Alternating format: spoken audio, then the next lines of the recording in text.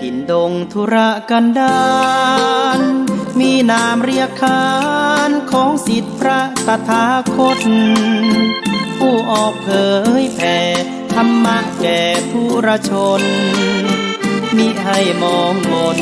ปลดทุกข์ด้วยทางธรรมธรรมจาริกธรรมจาริกธรรมจาริก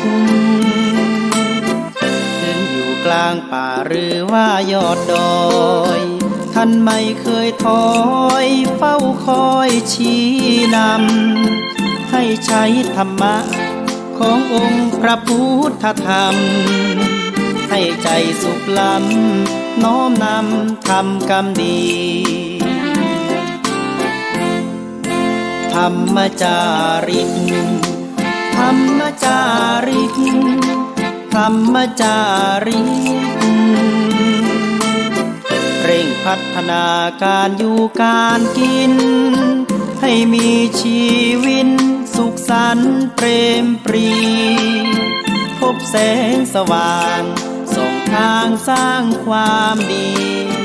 ให้มีความสุขความทุกข์หายไป